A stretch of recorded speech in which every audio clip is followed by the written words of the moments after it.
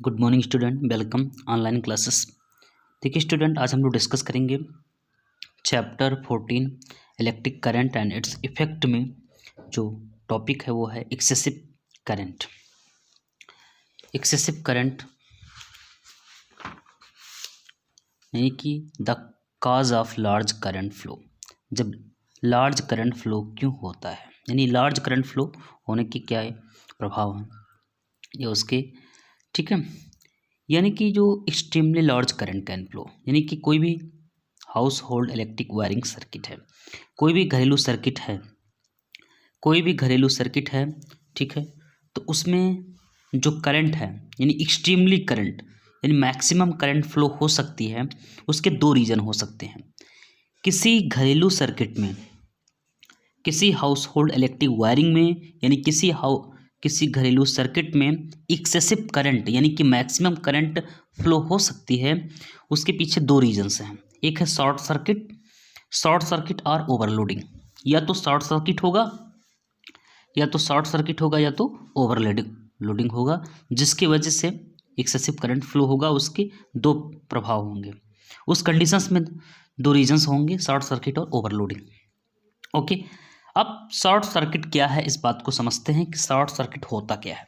यानी कि जो घरेलू सर्किट है, हाउस होल्ड इलेक्ट्रिक वायरिंग, यानी जो घरेलू सर्किट है उसमें करंट जो सप्लाई हो रही है टू इंसुलेटेड वायर के थ्रू, यानी दो इंसुलेटेड वायर के थ्रू किसी घरेलू सर्किट में करंट की सप्लाई हो रही है, ठीक है।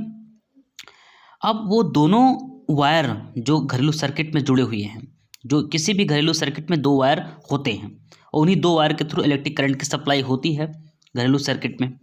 यानी वो दो वायर जो इंसुलेटेड वायर होते हैं उसमें करंट फ्लो होती है और वो अटैच होते हैं किसी भी, यानी मेन स्विच से इलेक्ट्रिकल अप्लायंसेस तक वो अटैच होते हैं दो वायर, और इससे करंट फ्लो होती है और आपका इलेक्ट्रिकल अप्लायंसेस अच्छी तरीके से वर्क करता है। यानी दो इंसुलेटेड वायर में से एक इंसुलेटेड वायर कहलाता है लाइव वायर। दो इंसुलेटेड वायर होते हैं किसी घरेलू सर्किट में, दोनों इंसुलेटेड वायर में एक जो इंसुलेटेड वायर है वो लाइव वायर कहलाता है, ठीक है। और दूसरा जो इंसुलेटेड वायर है वो न्यूट्रल वायर कहलाता है। यानी पहला जो इंसुलेटेड वायर है वो लाइव वायर कहलाएगा और दूसरा जो इंसुलेटेड वायर है वो न्यूट्रल वायर होगा।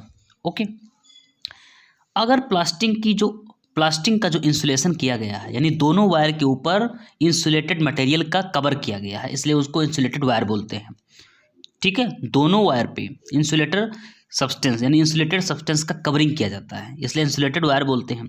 यानी कि जो प्लास्टिक का इंसुलेशन किया जाता है लाइव वायर के ऊपर जो प्लास्टिक मटेरियल का कवर है या इंसुलेशन है, समझ लीजिए कि जो लाइव वायर है उसके ऊपर जो प्लास्टिक का इंसुलेटेड किया गया है प्लास्टिक मटेरियल का, चूंकि इंसुलेटर है, और न्यूट्रल वायर पे जो कवरिंग किया गया। अगर किसी रीजन वश टग ऑफ वार से या खींचतान से दोनों वायर के आपस में रबिंग होने से या कैसे भी रीजन से अगर वो इंसुलेटर जो है यानी जो प्लास्टिक का कवरिंग है वो हट जाए, वो दोनों के ऊपर से हट जाए और वो वायर क्या हो जाए, नेक्ड हो जाए, नंगे वायर हो जाएं, तो दोनों आपस में जब टच करेंगे वो दोनों ओपन आए, यानी कि जो नेक्ड वायर हो गए, यानी प्लास्टिक की जो कवरिंग थी वो हट गई किसी भी रीजन से, खींचतान से, ऐसे भी किसी भी कंडीशन से।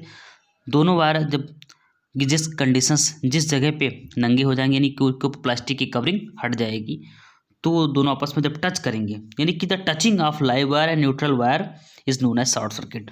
तो दोनों वायर का जो प्लेस जहाँ पर प्लास्टिक की जो कवरिंग है यानी इंसुलेटेड मटेरियल की जो कवरिंग है वो हट गई, दोनों आपस में टच कर लिए, और उस कंडीशंस में जब दोनों आपस में टच करते हैं लाइव वायर और न्यूट्रल वायर, तो ये कहलाता है कंडीशन शॉर्ट सर्किट का। ये कंडीशन होती है शॉर्ट सर्किट। तो शॉर्ट सर्किट का मतलब हुआ कि किसी भी घरेलू सर्किट में या डोमेस्टिक इलेक्ट्रिक वायरिंग में, घरेलू सर्किट में, क्योंकि घरेलू सर्किट में दो वायर होते हैं, एक होता है लाइव वायर, एक होता है इंसुलेटेड वायर। दोनों वायर के ऊपर प्लास्टिक मटेरियल की कवरिंग होती है, ये इंसुलेटेड सब्सटेंस की कवरिंग होती है। खींचतान से, टग ऑफ वार से या किसी भी रीजन से दोनों वायर के ऊपर जो प्लास्टिक की कवरिंग है वो हट जाए। अगर वो प्लास्टिक कवरिंग हट जाती है जिस प्लेस पे दोनों वायर आपस में टच करते हैं, यानी कि the touching of live wire and neutral wire is known as short circuit, वो शॉर्ट सर्किट कहलाती है। ओके, यानी कि जो लाइव वायर है और जो न्यूट्रल वायर है, ठीक है, एक दूसरे से डायरेक्टली जुड़े रहते हैं। ठीक है। Large current flow through the house hold wiring, यानी किसी भी हाउस होल्ड वायरिंग में, कोई भी घरेलू सर्किट में, उसमें जो मैक्सिमम करंट फ्लो होती है तो शॉर्ट सर्किट की कंडीशन बन जाती है। ठीक है। और ये जो शॉर्ट सर्किट की कंडीशंस है ये बहुत ही नुकसानदायक होता है। इससे टेम्परेचर बढ़ जाता है, इलेक्ट्रिक सर्किट का आग लगने के चांसेस बढ़ जाते हैं शॉर्ट सर्किट की कंडीशंस में। ओके। एक दूसरा रीज़न है ओवरलोडिंग, यानी एक दूसरा जो रीज़न है एक्सेसिव करंट फ्लो होने के, जो यानी कि जो लार्ज करंट है उसके प्रभाव में एक दूसरा रीज़न और भी है ओवरलोडिंग। ठीक है। यानी ओवरलोडिंग को समझते हैं हम लोग कि ओवरलोडिंग है क्या।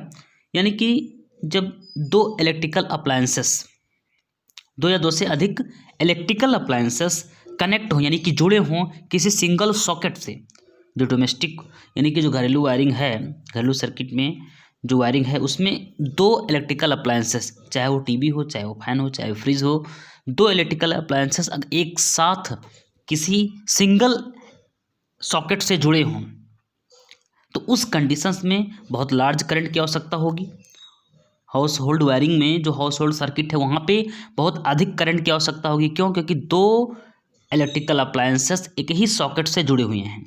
जब दो इलेक्ट्रिकल अप्लायंसेस एक ही सॉकेट से जुड़े हुए हैं उस कंडीशंस में, उस इलेक्ट्रिक वायरिंग में, जो हाउस होल्ड इलेक्ट्रिक वायरिंग है जहाँ पे जिस पर एक सिंगल सॉकेट में दोनों इलेक्ट्रिकल अप्लायंसेस जुड़े हुए हैं, उस कंडीशंस में उस इलेक्ट्रिक वायर जो सर्किट है वहाँ पे अधिक करंट की आवश्यकता होती है और अधिक करंट फ्लो होने लगती है।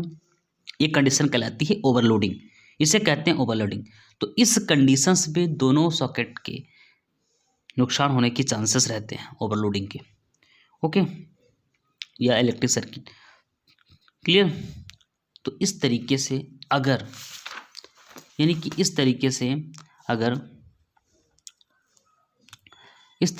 अगर हमें इन चीज़ों से बचना है, ओवरलोडिंग या शॉर्ट सर्किट, इन सब चीज़ों से अगर हमें बचना है, और होता भी है इसी तरीके से, इन सबसे बचने के लिए जो फ्यूज़ होते हैं उसको फ्यूज़ को कनेक्ट किया जाता है इस घरेलू सर्किट में, इसलिए फ्यूज़ को कनेक्ट करते हैं। और आपको पता है कि फ्यूज़ क्या होते हैं, लो मेल्टिंग वाले वायर होते हैं जिनका रेजिस्टेंस बहुत हाई होते हैं, बहुत ही पतले वायर होते हैं। इस इलेक्ट्रिक सर्किट में जॉइंट कर देते हैं और जब एक्सेसिव करंट फ्लो होती है, इस फ्यूज़ में करंट फ्लो होती है, तो फ्यूज़ क्या हो जाता है, मेल्ट हो जाता है वो जल्दी, और मेल्ट को करके सर्किट को डिस्कनेक्ट कर देता है और आपके इलेक्ट्रिकल अप्लायंसेस बचे रहते हैं, यानी कि ओवरलोडिंग और शॉर्ट सर्किट से बच जाते हैं। ओके।